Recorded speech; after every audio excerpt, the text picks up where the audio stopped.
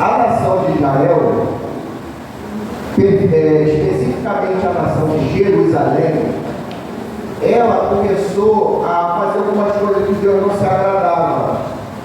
Ela começou a fazer algumas coisas que Deus não compactuava. E, inclusive, você lê isso em Jeremias no capítulo número 25, que Deus retrata o tempo que eles ficaram ou iriam ficar no cativeiro. Deus também revela isso a Daniel. E eles ficaram 70 anos em um cativeiro babilônico. Devido ao seu pecado, o problema da nação de Israel não era só o pecar, é o pecar e permanecer no pecado. Porque pecar, irmãos, todo mundo peca, nós somos humanos, nós somos falhos, todo mundo erra. O problema é que quando a gente se acostuma com o pecado, quando a gente passa a viver uma vida de pecado, a gente passa a não se incomodar mais com o pecado. Só que o problema não está só nisso. O problema está em viver uma vida de pecado, se acostumar com o pecado, gostar do pecado e não sair do pecado. Porque o Espírito Santo de Deus, diz a palavra de Deus nas cartas romanas, que ele chora com choro inexprimíveis para que a gente não venha se perder. A Bíblia também diz aos Coríntios que nós somos o que? Templo do Espírito Santo. Nós somos o templo do Espírito Santo e diz mais, você lê os Hebreus, eu dizendo que nós devemos ser santos porque santo é aquele que nos chamou. Então, nós sabemos que quando nós vamos entrar na casa de Deus, nós devemos viver uma vida de renúncia ao pecado. Nós não devemos nos acostumar com uma vida de pecado. O normal para o crente é, se por um acaso ele mente, se por um acaso ele ofende algum irmão, se por um acaso ele faz alguma fofoca, se por um acaso ele se comporta de maneira que não agrada ao Senhor, porque nada mais é pecado. Pecado é ir contra a vontade de Deus. Pecado é confrontar o mandamento, confrontar a palavra de Deus. Isso é uma das melhores definições de pecado que eu tive, que é você confrontar Deus. É Deus dizer uma coisa e você fazer outra. Honra teu pai e tua mãe. Você deve não amar a mentira, porque o pai da mentira é Satanás. Você deve viver uma vida de santidade, uma vida de separação. O que é isso, irmãos? Se eu conheço alguém que ele não dá um comportamento de crente, que ele não tem uma vida de crente, eu devo evitar estar andando com esse tipo de pessoa. Não é abandonar, largar hipótese nenhuma, mas é que se você vê que essa pessoa, ela vive uma vida de pecado, reiteradamente uma vida de pecado, você já falou de Jesus, já convidou para a igreja, você vê que essa pessoa ela não quer sair dessa vida, você tem que ter uma autoanálise, olhar para você e falar assim, não tem condições de continuar convivendo com essa pessoa. De ser amigo dessa pessoa, porque essa pessoa ela pode te influenciar. Num dia de fraqueza, num dia de desânimo, num dia que você estiver bem para lá e bem para cá, talvez o conselho dessa pessoa pode te influenciar a abandonar Jesus e ir para o mundo. Eu gosto, pastor presidente, pastor Rôncio, uma vez fez uma encenação na igreja. E ele mostrava alguém em cima de uma cadeira, e eu vou simular aqui, alguém com uma altura desse tipo, e outra pessoa sentada no chão. Aí ele dizia assim, tenta levantar essa pessoa. E a gente tentava levantar a pessoa e a gente não conseguia. Aí ele falava assim, agora você que está embaixo, tenta puxar quem está em cima. E a pessoa puxava, e a pessoa caía com facilidade. Então o que a gente tem que ver? Essa pessoa que eu convivo, que eu ando, ela está me ajudando na minha caminhada do Evangelho, ela me dá bons exemplos, ela me dá bom testemunho, ela dá uma má influência para mim, eu continuo. Aleluia. Porque tem pessoas que não estão na igreja, mas dão um bom exemplo, tem um bom comportamento. Eu estou falando de pessoas que dão mau comportamento, estou falando de pessoas que não têm uma boa rotina, um bom costume, da boca não sai nada que vai te edificar, pelo contrário, só palavras de derrota, só palavras de desânimo, só mensagem de destruição física e espiritual. É Deus. Você já andou com uma pessoa assim, que ela é tão negativa, mas tão negativa, que eu acho que nem a conta dela é positiva. Porque isso é dela.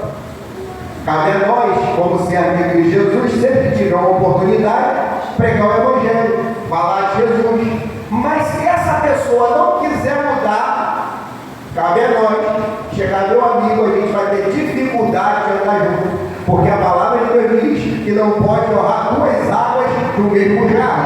A palavra de Deus diz que não pode andar dois juntos se não tiver de acordo. A sua caminhada é o céu, sua mentalidade é Cristo, a sua boca Glória a Deus, está cheia de aleluia. Jesus. E aquele que está do teu lado não está compactuando com isso, a gente vai ter dificuldade de andar junto. É, Jesus. E aqui, pela nação de Israel ser influenciada por outras culturas, por outras nações, aqui pela nação de Israel se envolvendo numa vida de pecado, reiteradamente numa vida de pecado, Deus falou com ele: não tem o que fazer. A própria Bíblia chega a dizer que a situação estava tão feia, estava incomodando, eu não estava satisfeito. Permitiu que a Babilônia entrasse, só para a gente poder desenvolver a mensagem.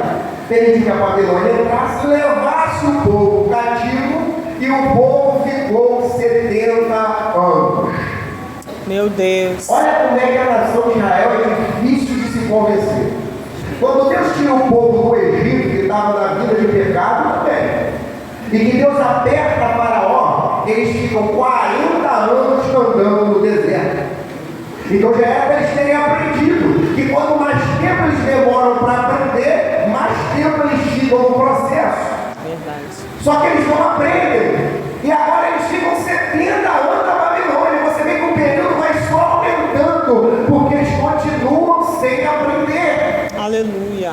O que Deus me orienta nesta palavra? Que muitas das vezes o processo que eu estou passando na minha vida, ele só aumenta porque isso vai de acordo com a minha capacidade de entender o que Deus quer. Quanto mais tempo eu demoro para entender o mover de Deus, mais tempo eu continuo no processo. É Deus. Aleluia.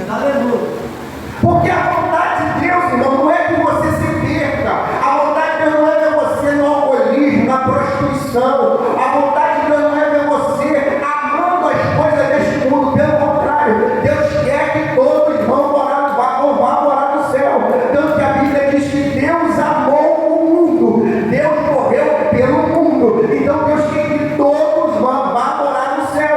Deus quer que a sua família vá morar no céu. Deus quer que seus filhos vão morar no céu. Deus quer que você vá morar no céu. Mas a gente precisa entender o processo. Glória a Jesus. Você vê que o nível de sofrimento e de dor para este povo foi tão grande que quando eu leio o Salmo de número 137, a Bíblia diz que a nação babilônica, por conhecer a nação de Israel e ver que era um povo, a nação de Jerusalém, que era um povo feliz, era um povo alegre, aí fala assim: por que vocês não cantam? Aí eles pegam os instrumentos dele e começam a pendurar em árvore, como sinal de tristeza, de decepção. A tristeza e a decepção é tão grande quando você lê o verso do poema 137, versículo 9, assim: feliz será o dia em que aqueles que pegarem as crianças babilônicas e quebrarem suas cabeças em pedra. É, Jesus. Tamanho era o ódio que eles tinham contra a nação babilônica. Mas uma coisa, irmãos, eu gosto aqui, sabe por quê? Porque eles estavam odiando o processo que eles estavam passando.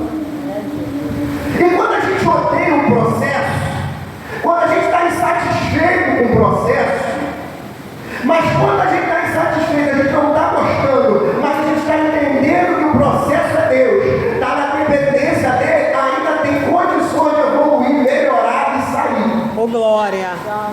Agora, quando a gente odeia o processo e também odeia a ação de Deus, porque tem muitas pessoas que saem da igreja, que abandonam Jesus, colocando a culpa em Deus. Às vezes é um irmão que traz uma palavra que te entristece. Às vezes é alguém que sem sabedoria fala uma coisa que te entristece. Aí você abandona a igreja. Porque problemas entre irmãos é normal. Se vocês lerem o próprio Salmo 137, se eu não me engano, versículo 8, o verso 8, eles estão reclamando de Edom. Qual é o problema de Edom? Edom era povo amigo, vivia próximo, e é eles que ajudam no processo da invasão babilônica. Então eles estavam: olha, Senhor, lembra de Edom. Então o que eu quero dizer para vocês com isso, irmãos? Antes da gente começar a desenvolver a mensagem, Aleluia. Jesus. Aprenda a entender aquilo que Deus quer para a tua vida. Não julgue Deus, não fale mal de Deus, não murmure sobre Deus, não murmure sobre o processo dele na tua vida. Pelo contrário, Senhor, estou na dependência. Enquanto o Senhor quiser que eu esteja aqui, eu estou. Mas estou aqui dando glória, dando aleluia, enaltecendo teu nome. Ainda que para te servir, eu tenha que chorar, mas eu não te abandono. Continuo dando glória, continuo dando aleluia. O negócio está difícil, está estreito, mas eu quero dizer uma coisa: a última palavra ainda é sua. A hora que o Senhor quiser. Oh, aleluia! Glória a Deus! Deus de poder. Sabe por quê, irmãos? O objetivo do inimigo é fazer com que a gente se decepcione com Cristo, abandone a Cristo, saia da igreja, perca a esperança. Por quê? Porque ele não quer que a gente venha aos céus. No livro de Juízes, no capítulo 1, a Bíblia vai tratar sobre um homem chamado Adoni-Bezeque. Adoni-Bezeque era um homem que reinava a terra de Bezeque. Adoni-Bezeque tinha uma característica terrível. Qual era a característica de Adoni-Bezeque? Todas as vezes que ele matava ou ele vencia algum tipo de reino, ele pegava os reis e os príncipes, cortava o polegar e dos pés e das mãos. Por que ele cortava o polegar? Porque, não sei se você parou para